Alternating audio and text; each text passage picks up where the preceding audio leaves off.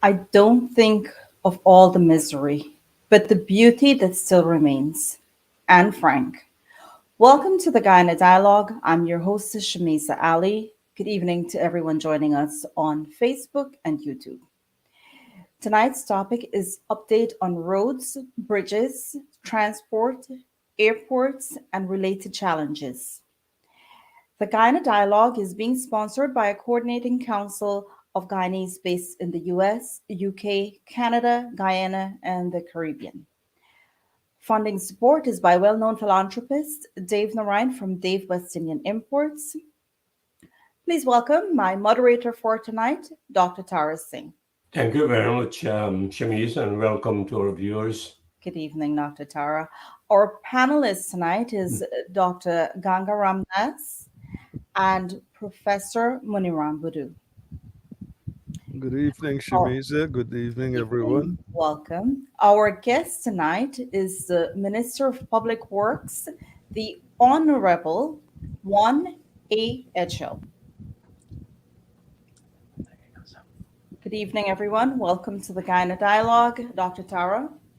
Yeah, thank you very much, Shamisa, and thank you for our panelists, Dr. Ganga Ramdas and Professor Muniram Budu.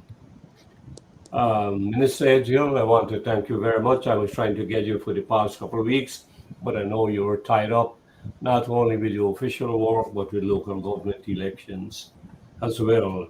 And you have done a terrific job in the mining town of Linden and Kwakwani. I believe, I think the number of constituency seats there were tied in Kwakwani.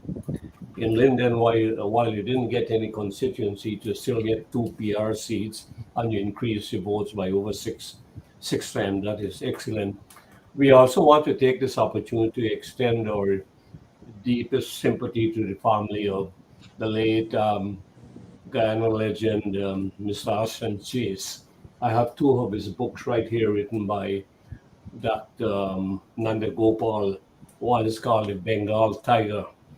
And so on behalf of our group here at the Guyana Dialogue, we extend our deepest sympathy.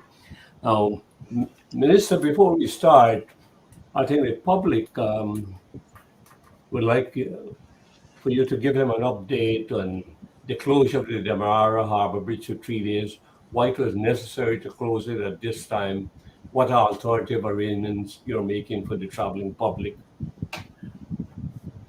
Well, let me first of all say good evening to you and to all the other panelists and to our host. And let me extend greetings and good wishes to all of your viewing guests, members of the public that are listening to us, whether through Facebook or through YouTube. It's certainly a joy to be with you tonight on this program. I find it to be a useful exercise and provides a platform for us to be able to interact and to share information. As it relates to your question about the closure of the Demerara Harbor Bridge, it is the intent for us to be able to replace span 9. Span 9 is that section of the bridge that was badly damaged when we had a collision with a foreign vessel. But span 9 was under stress for a number of years, suffered a number of damages as a result of speeding trucks, breakages. Span 9 and span 10 are the spans that retract and open for ships to pass through the bridge. We awarded a contract for the build out of a new span 9. That new span 9, almost 1 month or more, has been sitting parallel to the Demerara Harbor Bridge, waiting for the convenient time for it to be replaced. The 24th through 27th of July provides the right environment with good tide that will give us the best opportunity to be able to execute the works of the taking out of the damaged span 9 and replacing of the new span 9. So basically, at midnight on the 24th, which some people might want to call early morning of the 25th, the bridge will be closed to vehicular as well as marine traffic to allow the teams, the engineers, and the technicians to execute the task of replacing span 9. We anticipate, based upon the rehearsals, the test planning, the reviews that have been done by the various technical teams, it will take us about 3 days, 72 hours to get the task executed. We would like to see that happen before 72 hours, but certainly we want it to be completed no later than 72 hours. 1 month ago, we have made this announcement that the bridge will be closed to both vehicular and marine traffic for this period, which is, I think, 11 days away from now. Today being the 13th. And I'm happy that you have asked that question, because we would want to raise awareness that people need to start making the necessary adjustments. Just yesterday afternoon, we held a public consultation with all of the various stakeholders at the Guyana, where we discussed with the stakeholders what are some of the factors, what are some of the contingency plans that we need to put in place to ensure. So let me just explain what are some of the things that came out of that consultation. Like the suppliers of food, whether it's flour, gas, other stocks, they have assured that they have taken notice of the intended closure, and they have made arrangements to have adequate supplies in Region 3, in Region 7, in Regions 2, in Regions 1, that would depend upon that corridor for supplies. So there should be no price gouging, and there should be no exploiting of the situation by shop holders and businesses and the rest of it. All of the suppliers are assuring that they are putting arrangements in place to have adequate supplies. So this period should be less stressful. We are putting in place mechanisms to allow for water taxis to operate 24 hours during the closure, so at all material times, persons can be able to get across from the east side to the west side, or from the west side to the east side. We are catering for medical emergencies, and there will be a water ambulance that will be on standby 24/7.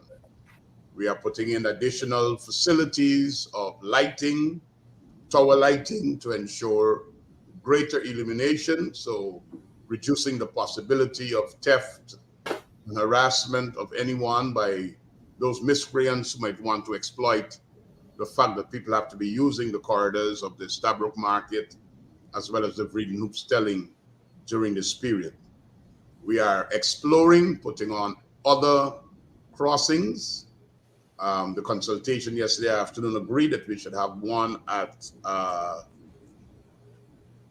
Diamond Grove to Wales, which is where the old punt, the old, I should say, not punt, launch used to cross many years ago.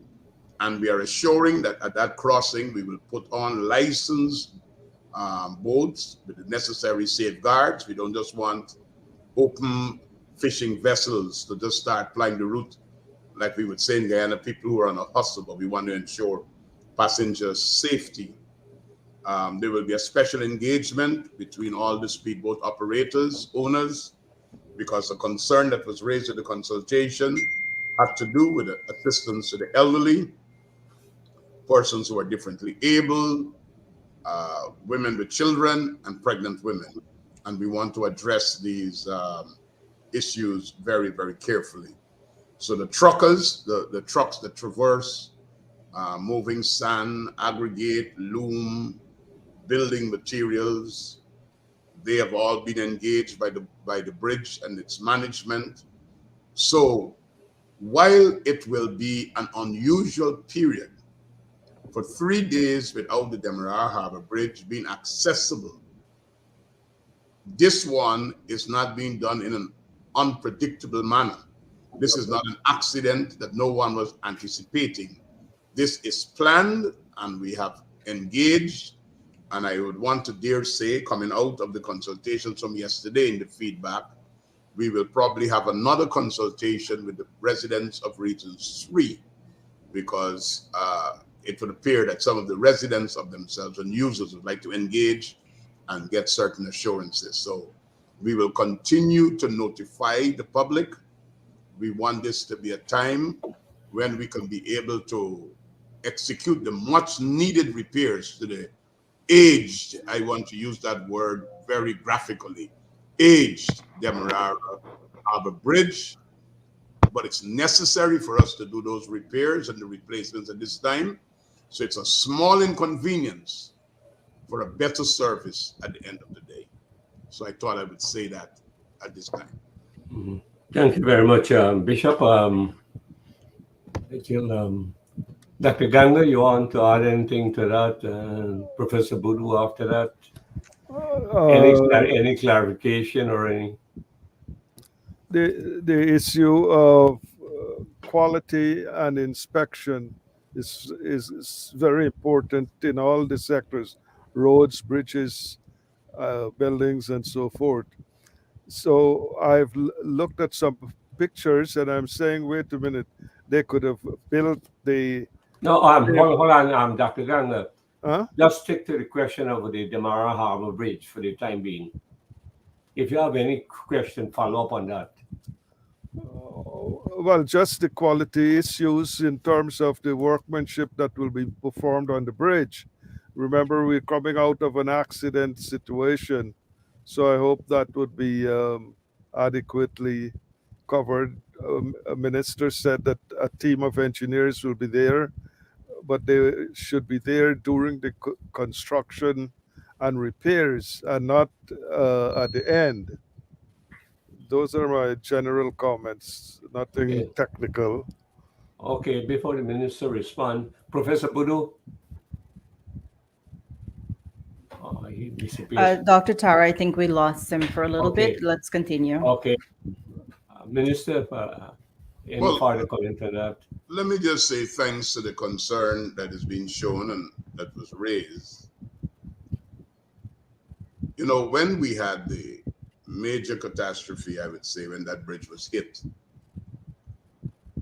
we assembled a team of some of Guyana's finest engineers. I am not an engineer, and my management style is that I staff my weakness. If I can do something, I do it. If I don't know to do something, I get the experts to do it. I staff my weakness. So I consulted with some of the finest engineers that we have available in Guyana. They came, and they have been engaged.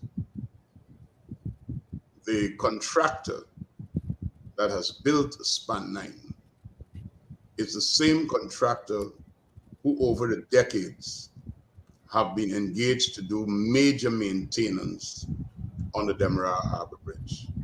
So in terms of that expert eye to ensure quality control, yes, we have that in place. The manager of the Demerara Harbor Bridge, an engineer himself, and his team of engineers, in-house engineers at the Demerara Harbor Bridge have been doing a fantastic job. But it's always, like you said, the issue of quality and control, and we are paying attention to that because it's taxpayers' monies that are being spent, and we want to be able to provide the best service. We want it to be as efficient and effective as we can be, and we are taking into consideration the loss of time and the use of this bridge affects a significant volume of the Guyana population. And we want to be able to get this done expeditiously with the highest levels of excellence. So is there any likelihood that you'll revive back that crossing from Wales to Diamond? As a permanent crossing? No, temporary. Yes, I mentioned for the 3-day period, that will be a crossing. As a matter of fact, there's a third one that is being explored, and I can print it, but it's not yet a final announcement. We're looking at something from Providence to Nimes. From Providence to Nimes. So you'll have the crossing from the from the Georgetown Stabroek Market to Breeden Hoop. We'll have one from Providence to Wales and one from Grove Diamond to from Providence to Nimes and to Wales. Yes. So that's the thought right now. Okay, thank you very much. Let's move on as we're on the subject of bridge. You want to give us an update on the new Demerara Harbor Bridge? Certainly. The work is moving apace for the new Demerara Harbor Bridge. Just under 2 weeks ago, I was actually on the site examining what is taking place. They were currently installing 4 concrete batching plants, which would facilitate the pouring of the concrete for the structures of the bridge. The contractor had started importing 250 containers of steel, which will form a steel bridge, because they're making a steel work bridge. So they could work from the steel bridge to build a permanent bridge. So they're building a steel bridge to work as their platform to build the fixed structure concrete bridge. Those containers have started to arrive, and they have already put in the piles, demarcating the work area to ensure that vessels and others would not be within any danger zone. Plans are well advanced.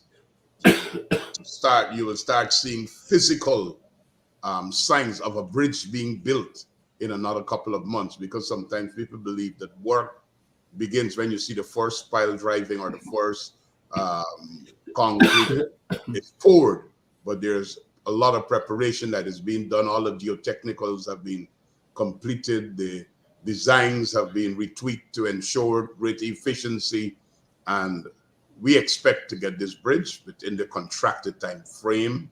The project management and supervision teams are in place. We've hired the international experts to provide the necessary supervision and to ensure adequate project and contract management. And we are holding the contractor to the timelines. We want to have this bridge within the stipulated timelines. The contractors have been able to engage their experts who they have been able to bring in. We have facilitated the visas. There is a stockpiling of materials. There is a whole massive undertaking to get this moving at this time. We were a little concerned about pace of work, but we have reviewed the work plan, the revised work plan, and we will have the bridge. We are working on that. President Irfan Ali is very clear in his instructions about this, and his instructions to me as the subject minister, his instructions to the contractor, his instructions to the supervisory firm and management team is very clear, and I think we're all on the same page to deliver to the people of Guyana this much needed edifice that will bring an end to so much pain and agony that Guyanese go through every day in terms of traffic congestion, long times to get to and from work, and the inconveniences that are caused as a result of that. So it's a 4-lane bridge. It's a 4-lane concrete high-span bridge. There'll be no more need for opening of a bridge for ships to pass. Handymax vessels will be able to pass under that ice span. It's going to be over 50 meters from the watermark. So it's going to be high in the air, no need for opening. It's going to have a corridor for utilities, and it's going to be a structure that we all going to be proud of. Can you tell us what's the cost of building this bridge? So far, the contracted sum that we have signed on to, I think it's $262 million. US. US dollars. Mm-hmm. All right, thank you. Dr. Ganga? Dr. Ganga? Are you mute? No, I'm not on mute. Can you hear me? Yes. Yeah, I'd just like to add a comment here.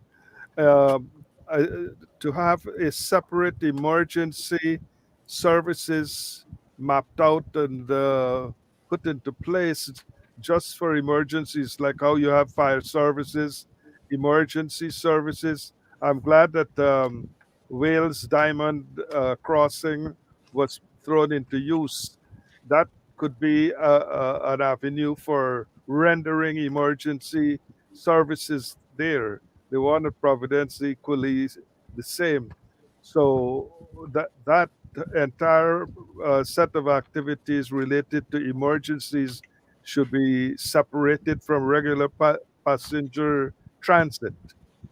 So that, Just to indicate to you, sir, and I thank you for the comment, and Dr. Tyra, let me use this opportunity to highlight the great level of professionalism and competence of our men and women who serve in the police, in the military, the Coast Guard, our doctors and our nurses. We have had challenges with the bridge before, and every medical emergency was professionally and adequately handled without any cause for concern or for it was done that the public did not even know about it because there was no cause of concern.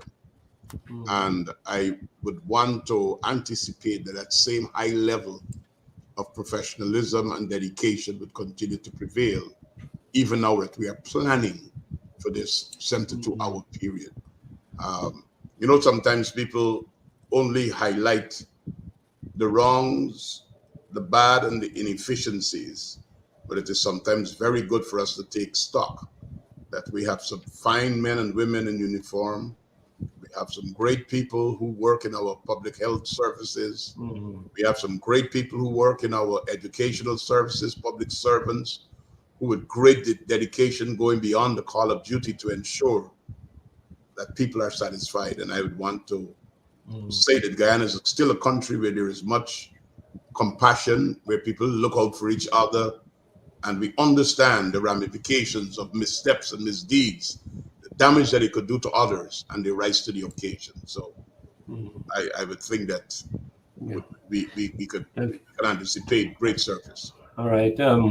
Before we leave the subject of bridge, can you provide us an update with the proposed Guyana to Suriname bridge over the Corentyne River? Well, the work for that is apace. As a matter of fact, we had 5 companies that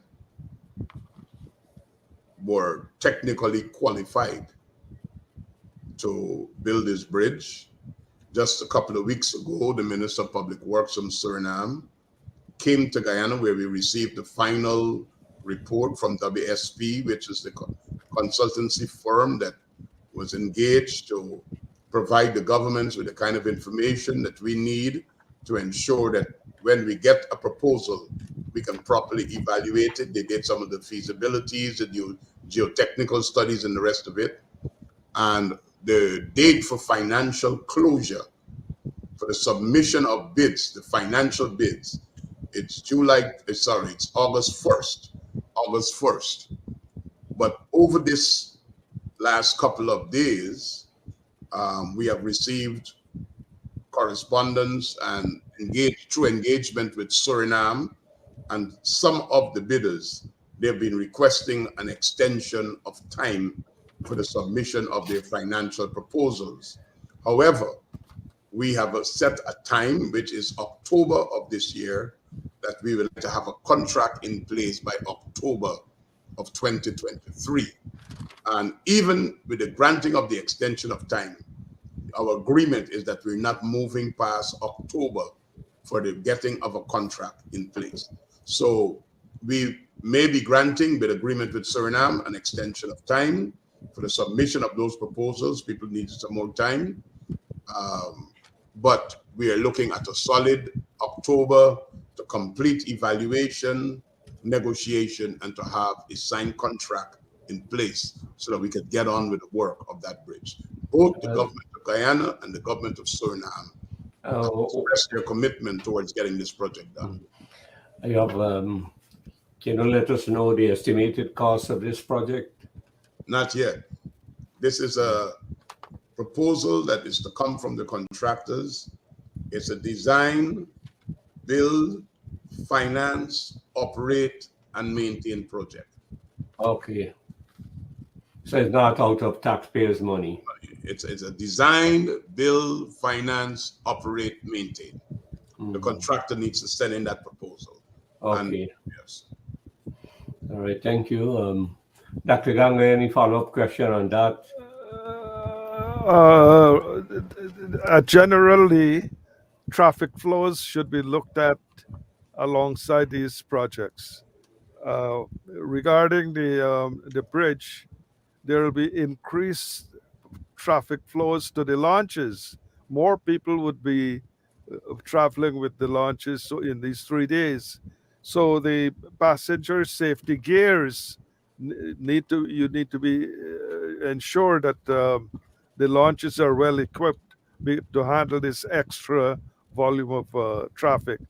I'm also glad that you mentioned stockpiling, the word stockpiling.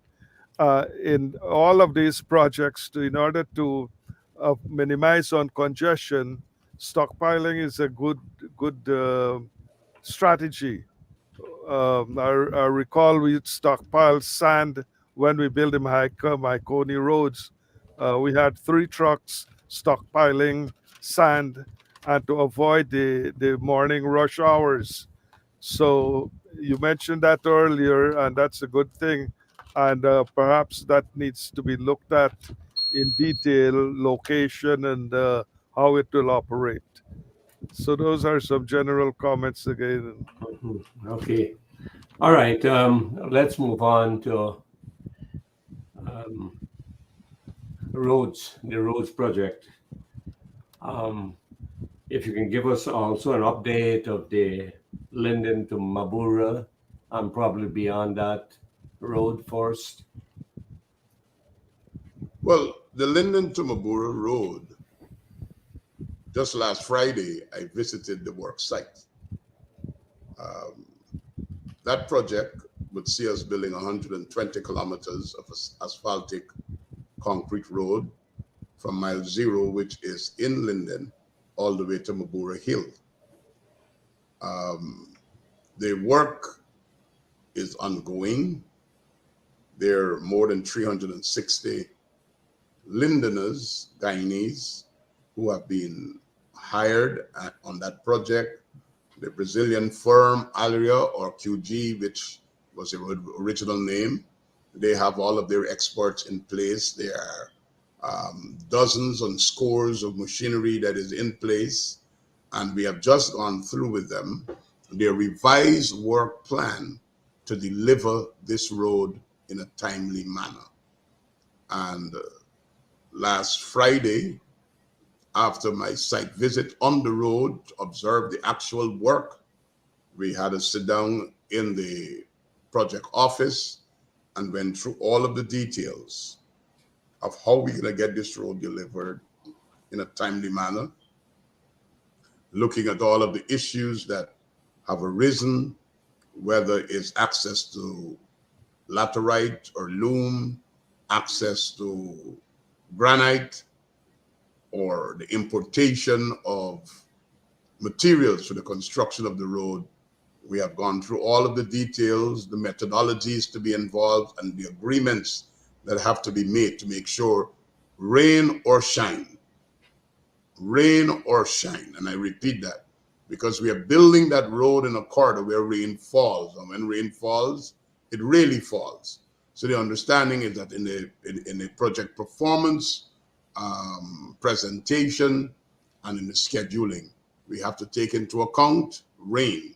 So as a result of that, the methodologies that accommodates that to ensure we get to our destination within that time frame has been looked at. We have in place a full project management team, and we also have an international supervisory firm. Some of you will know Mott MacDonald. They're the supervisory firm that is overseeing the project. We have the Brazilian contractor, and then we have the project management team, Politecnica, out of Italy, that is working with us, looking after the government of Guyana's interests to ensure we get a solid, full quality road. And of course, everything that is to be done on that road because of its financing, which comes through the Caribbean Development Bank, UK CIF grant, we have to get the no objection of the CDB. Is this a 2-lane or 4-lane road? It is a 2-lane. 2-lane, okay. 2-lane with curbs for bus sheds and parking and all the rest of it. Okay. And beyond Mabura Hill, there's a plan to extend this to Lethem? Definitely, the road, the first 120 kilometers is just phase 1. We have to get this road all the way to Lethem. That is why the government of Guyana, through financing from the Consolidated Fund, have executed contracts to build all of the bridges along the Mabura Hill to Corentyne. There are 13 bridges which are being undertaken.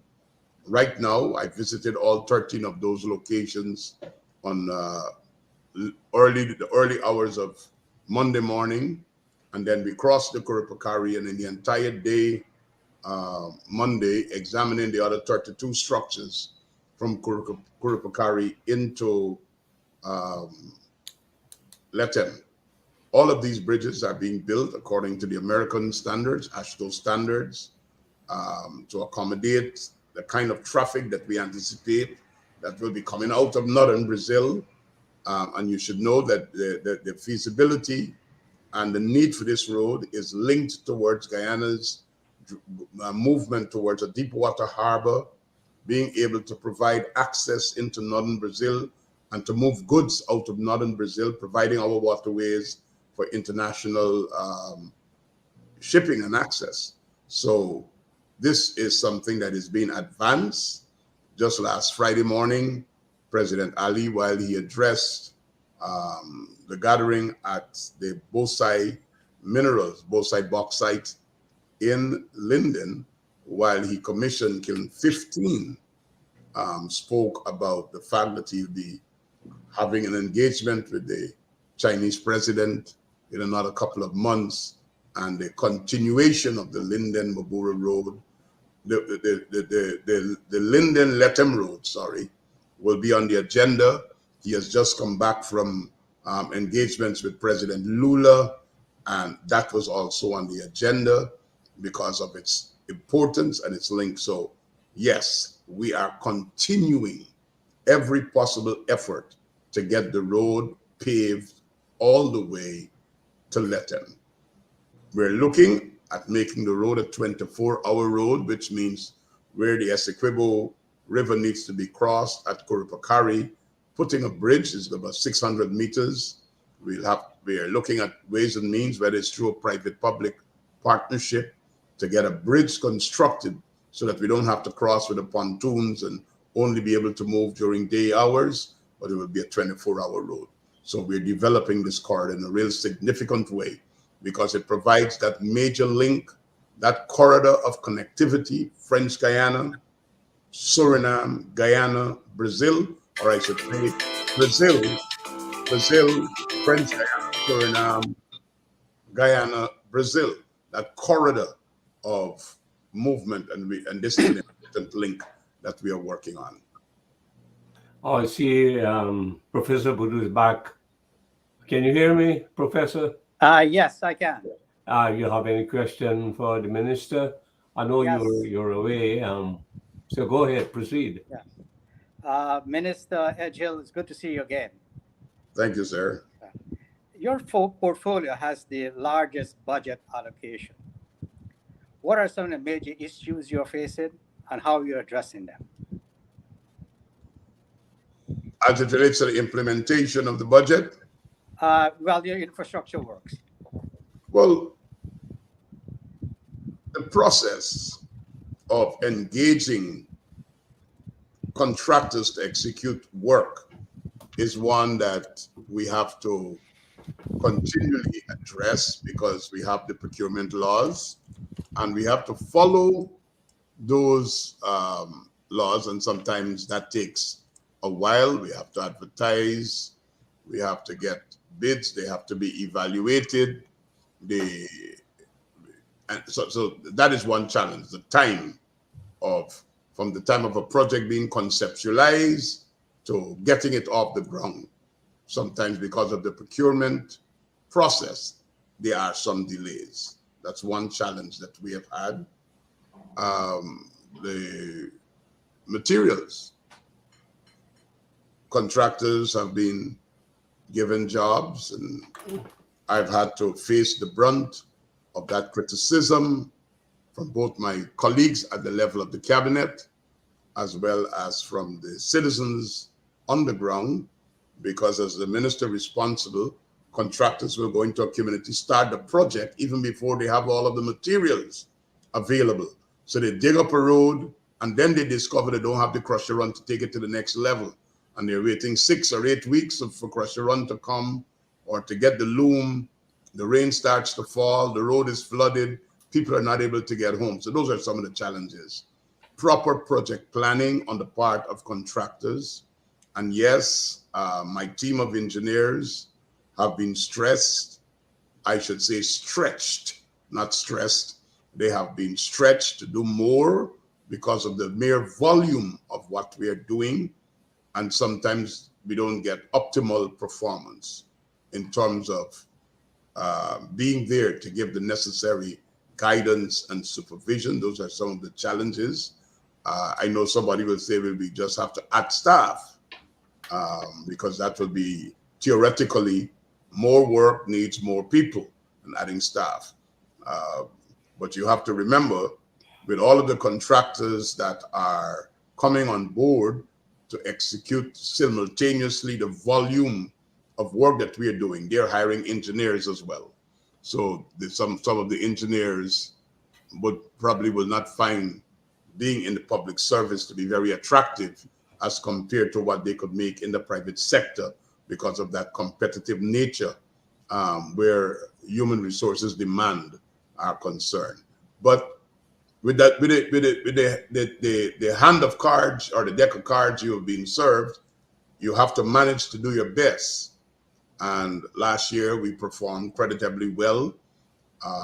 It is my intent, and I have been working on this day and night, and we have just finished our half year, and we're getting into our second half of this year. Ministry of Public Works must deliver at a higher level and at a faster level. We must have greater citizen satisfaction through the delivery of the services that we provide to the people of Guyana, and we are working towards that. Minister, the infrastructure in Guyana are decentralized. You have a large portfolio of infrastructure. There's housing, there's Ministry of Education, they build houses, and there's hotels and various other infrastructure work going on in Guyana, plus the private industry. The last time you were here, I did ask you about a master plan or a blueprint, which will have all the roads that are currently being built, proposed roads. You have commercial zones, residential zones, and what are going on in those zones. You said that you have some consultants working on it. Could you bring us up to speed on where you are on this? I don't think it's a task that has been completed, but it's been significantly advanced. Mm-hmm. And do you have any idea when that will be publicly available?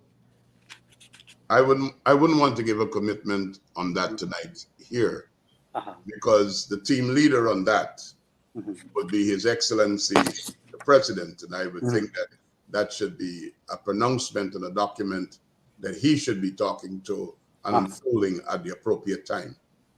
I see. Government contracting is always associated with corruption, allegedly, or perception. Guyana is not unique in this. Right? I mean, this has happened all over the world. What steps are you taking to actually stem corruption in government contracting? Well, good. I'm glad that you have asked this, because it's a very important matter to address. As a matter of fact, people without an iota of evidence or anything just will make statements they are corrupt. Now, contracts, once they are awarded by the National Procurement and Tender Administration Board, comes to the ministry for its execution. We ensure that engineers are held accountable. And how do we do that? At every contract signing, we tell the contractors, if within 2 weeks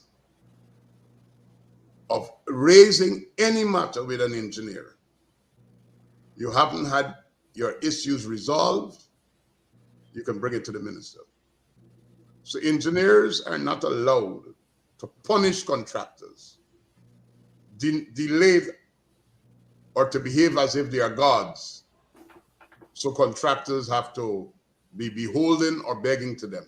They must get resolution. We put a time to that, no longer than 2 weeks. That has to do with interim payment certificates, what we call IPCs. Contractors have executed their work, they're waiting for financing. We have made it very clear and very public. No contractor has any right, and they don't need to pay any engineer to get their IPCs processed. They don't need to pay anybody to get anything processed. If you're having difficulties, escalate it. Now, corruption could only take place if the two people agree to be corrupt. And you would understand what I'm saying there. Yes, yes. It could only take place if the two people appear to be. And we are making it very clear, the PPPC administration, President Ali and his cabinet have made it very, very clear. Technical officers will be held accountable and must operate at the highest standards. And we're not going to condone and tolerate any such behavior. So contractors have a way out. They don't have to sit there and be punished. The second thing that we have done proactively to deal with this issue of corruption is the actual engagement of ministers out in the fields, seeing for themselves, interacting with the people themselves, being accessible to the people. I don't know if at any time in the history of Guyana, a government has been so accessible to the citizens as it is right now. Every minister is out. People can get to you. Something is happening in a village. They have your phone numbers. They can call. Their matters could be addressed immediately. People can call, and in less than 10 minutes, a technical officer have to show up in the village to address their issue, whatever is the issue. And I think that is making a major difference. The award of contracts, this has been one of the areas where people have attacked, but we have become so clear and so transparent that the accusations there are being reduced significantly, because it's a competitive bidding process. And every contractor who bids or tenders for a job, when those bids are being opened, they could actually be present to hear and see the prices of the other contractors. Some of these tender openings have gone live online. So people know ahead of time. 43 bids came in for this project. They know the prices and the names of all 43 bidders, who provided their compliances and who did not, so you know who will be evaluated and who will not. So it's an open process. The evaluators come from a pool that is named by the tender board and not by the ministry. So if the Ministry of Public Works, if we're doing 300 roads, it's not our engineers that will be supervising the job, that will be evaluating to discover who will be the most responsive bidder. The tender board provides a panel of evaluators, skilled personnel to evaluate those bids. So it's a process that is so fantastic that sometimes we believe it's too good to be true. Of course, you know, people would always say the wiser, the stricter the government, the wiser the population. People always find ways and means of doing and creating mischief. But we are doing everything that is humanly possible to ensure that there is fairness, there is transparency, and there is good practices as it relates to our work. Minister, you mentioned fairness. Let me ask you this particular question here in terms of your policy. Do you subscribe to meritocracy or equity? And I want to make sure that this equity is understood. Equity does not mean equality. What's your response? I could only tell you on the award of contracts, we're going to follow the rule and the letter of the Procurement Act. The semantics and the use of words or language by different people and academics from different perspectives, we could have a big debate on that. And I wouldn't want to engage in that tonight. But the Procurement Act says the lowest responsive bidder. Okay, let's, Dr.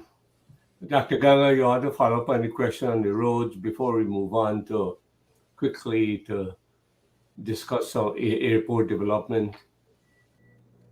Dr. Ganga. Of quality. How do we monitor and evaluate subcontracting? So you issue the first contract to the contractor. That's a major contractor, but then he has a set of subcontractor, and we don't know if the subcontractor has other subcontractors. So quality issues will be called into play right there. So that's the first issue to be addressed. How do we handle that, Honorable Minister? Subcontracting. Well, the first thing, if a contractor is going to engage a subcontractor, that subcontractor must receive the no objection of the ministry. You just can't go willy-nilly engage a subcontractor. And that subcontractor must have the competence, the skill, and the capacity to be able to deliver. So, for example, I can give you one instance. When we came into government in August 2020, the Sheriff Mandela project was the bugbear. It was the real challenge. People were using the road. It was taking too long. The contractor, which was Sino-Hydro, we sat with them and we agreed that they could use subcontractors. They brought to us the list. We went through the bona fides, ensured that these were people with necessary skills, competence, and we offered our no objection. But no matter if you take a subcontractor, we are still holding the contractor responsible. The contractor is responsible. So subcontracting don't excuse the contractor. You are still held responsible. But we offer our no objections or objections to contractors that they would like to bring on the ground. And I want to say this. There are a lot of the guys who win contracts. Tender, they could put in a winning bid. But some of these subcontractors that they engage, these guys are genius. They might not have the financial capacity, or they might not have had the management capability to put in a winning bid.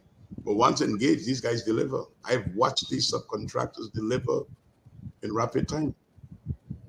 Quality work.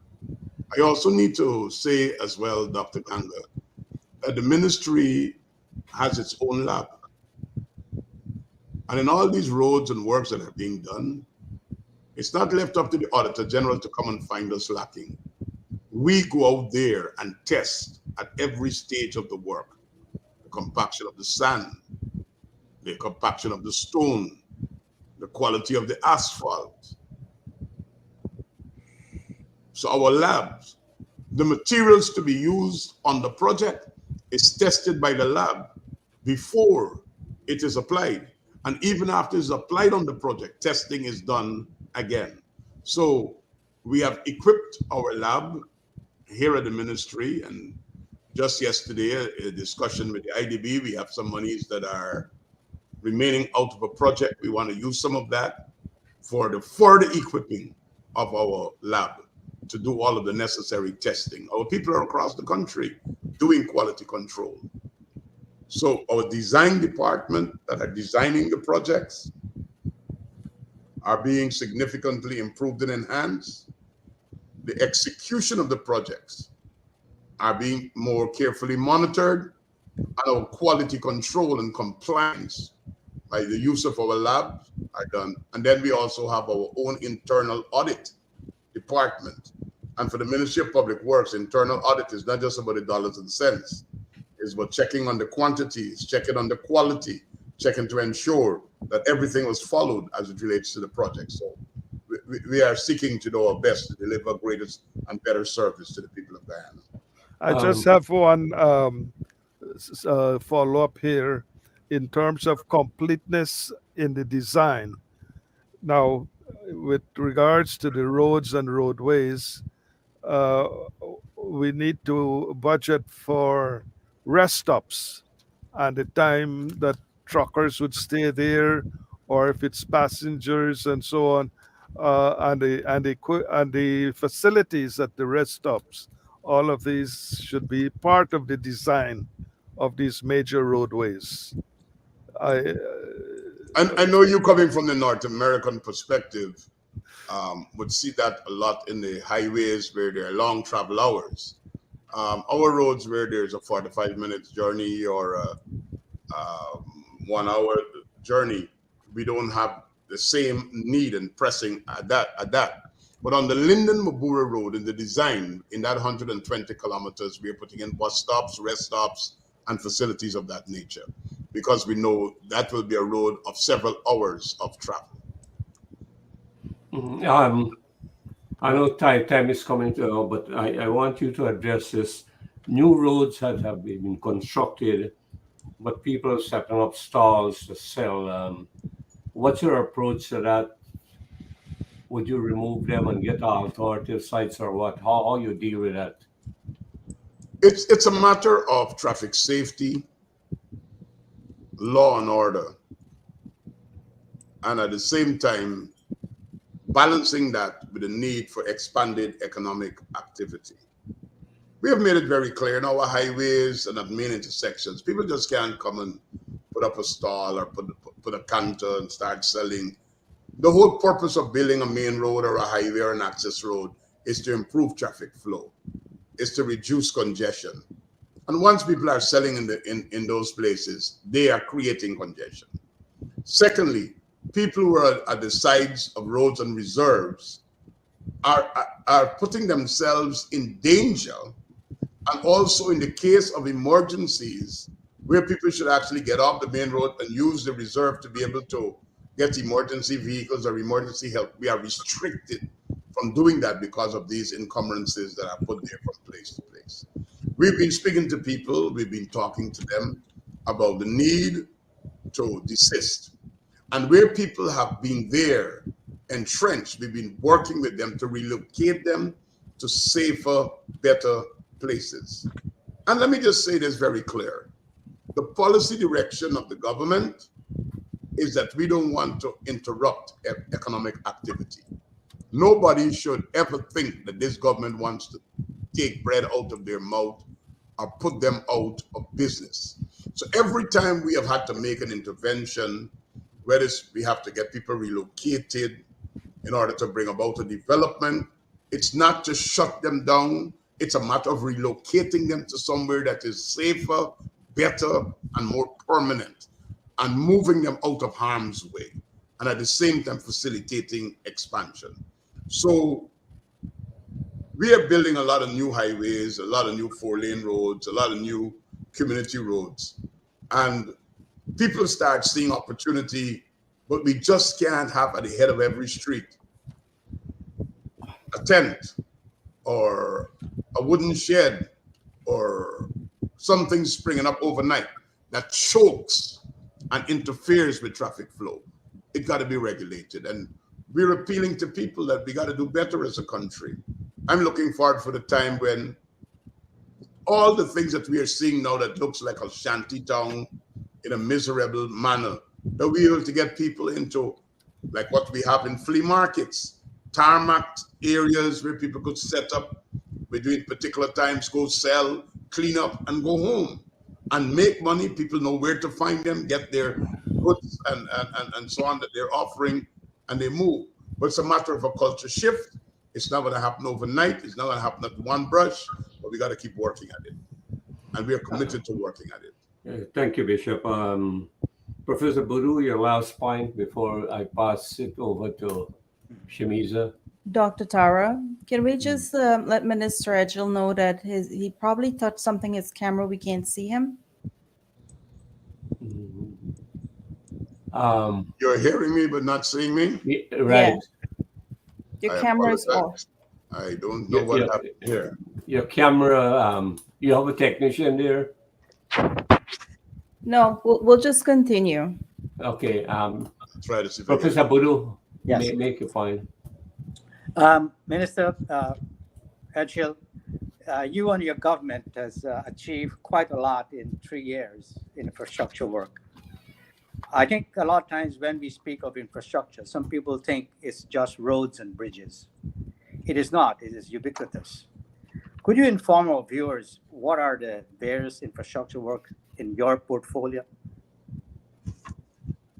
Well, in terms of the Ministry of Public Works, we've had to develop our airports, our airstrips, which also includes our interior airstrips. We have more than 50 interior airstrips, our sea defenses, our river defenses, our bridges, our community roads, our main access roads, our highways, our community bridges, ensuring that government buildings are adequately maintained and sound, ensuring that the electrical aspect of our buildings are safe and we reduce these incidents of electrical fires through the government electrical inspectorate. We've had to work with as the regulatory agencies with MARAD for the licensing and operationalizing of ships and the broadening maritime sector with oil and gas, regulation of the expanding aviation sector with more airlines, more aircraft operating.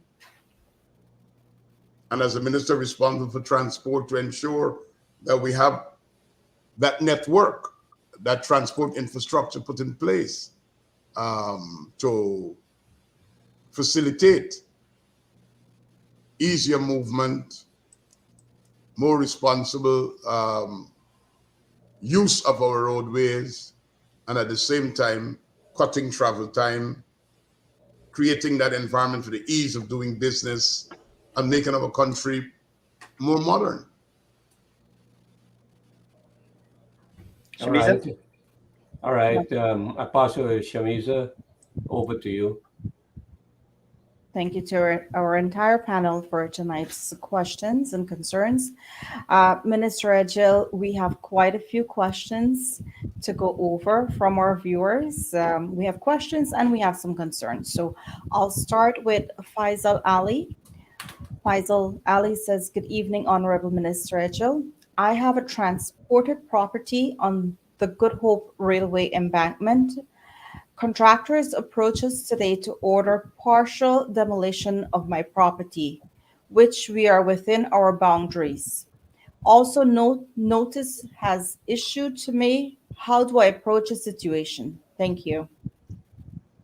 Well, I can answer that. I'm not sure of the specifics, but the way government goes out to do its work is that if there is a project to be done, there must be a survey to establish the alignment of that road or where that infrastructure is going to be built. If it is on the government's reserve, someone is encumbering, there will be an engagement for their relocation. If it is private property that would need to be used, the law will have to come into place where we could acquire compulsory but paying market price. So at no time at all, anyone will be at a disadvantage. Any citizen would be at a disadvantage. So for that person, I'm not sure of all the specifics and the details, but they can contact my office if there's need for help in that regard. Thank you so much. And this one is from Jai Lal. He says thousands of passengers ply the Demerara River via the water taxis, a risky, rowdy, and rough service. Going forward, is there any plan to reintroduce the government ferry service between Riddenhoop and Georgetown? This service, Go ahead. This service is badly needed by school children, buyers and sellers, workers, and regular commuters. It is cost-effective and time-efficient versus using the bridge. The 4-lane bridge that is being built will absorb that volume, and there will be no need for the reintroduction of a ferry. The water taxis supplement those who don't want to go to the bridge. But to put a ferry in that crossing is going to be a very expensive exercise. And I'm not sure it will provide the best use of our fleets at this time. The ferries are deployed where they are really needed, getting out to the Essequibo, Bartica, to Leg 1, Wakenham, Fort Island. We probably have to put a new ferry down back in the Berbice River with the expansion and growth of agriculture in that area. The water taxis, which takes about 3 minutes to cross the Demerara River, have served very, very well. It has provided great employment and economic engagement for a number of persons who operate in that environment. And at this time, I don't think we are thinking about putting back a ferry, Riddenhoop, Georgetown. I don't think that's on the cards right now. Thank you. This one is from Kishan Narayan. He says there are daily power outages in Westminster, and when this occurs, GWI is also disconnected. GWI doesn't have a generator to distribute water when there is the frequent power outages in the Westminster. I guess this is just a concern that he's bringing to your attention. Yes, and it is so noted. We are doing everything within our power to improve the flow of electricity. You would know that we are working feverishly on the gas to shore project, which will power generators that will produce about 300 megawatts, which will take the cost of electricity down. It will increase our demand. We will end up having about 600 megawatts of electricity available with hydro, what is available, and solar in our energy mix is to produce about 600 megawatts of electricity. So the problems that we've been having with generation, capacity, peak loads will be managed. And that is why everyone in Guyana should support wholeheartedly the government's efforts at two things: the gas to energy project, bringing gas to shore to fire engines to produce electricity, bringing down the cost of electricity at least by 50% and getting hydroelectricity up and running to get at 165 megawatts and alternative energy sources through solar and wind in our energy matrix. We're working on that feverishly. And at minimum, what I can do is to say, listen, we recognize that this is a problem. People don't want to have blackouts. People don't want to be without electricity. In my own house, if there's a blackout, my kids look to me, Dad, what's going on here? So I understand the real situation, and we got to do everything to improve it. And we've been working on it. Prime Minister Mark Phillips is our lead on this as the minister with that portfolio, and we are lending support from the Ministry of Public Works. Thank you. We'll take the last comment, and this is more of a concern from Yogesh Durjan. He says, good evening, everyone. Can the ministry please visit Cummings Lodge? The contracts made 6 Field Road and did not fill up the side of the concrete road, and the road is so narrow, 2 cars cannot pass. They didn't even fill the shoulders of the road. So this is a concern. Minister, you can address it if you like to, and then if you can, your remarks. Most I can say that once the shoulders are not fixed, the road is not done. And if the contractor was paid, the engineer will have to answer. Because once you finish a road, shoulders must be put in place and properly compacted. So that's regrettable. And I will be having a look at that, 6th Street, Cummings Lodge. Perfect. And your closing remarks? Well, just to say thanks to the Guyana Dialogue for allowing me this platform to engage and interact and to share information. And secondly, thanks to the people of Guyana for allowing us as a government to serve you. I've said it repeatedly.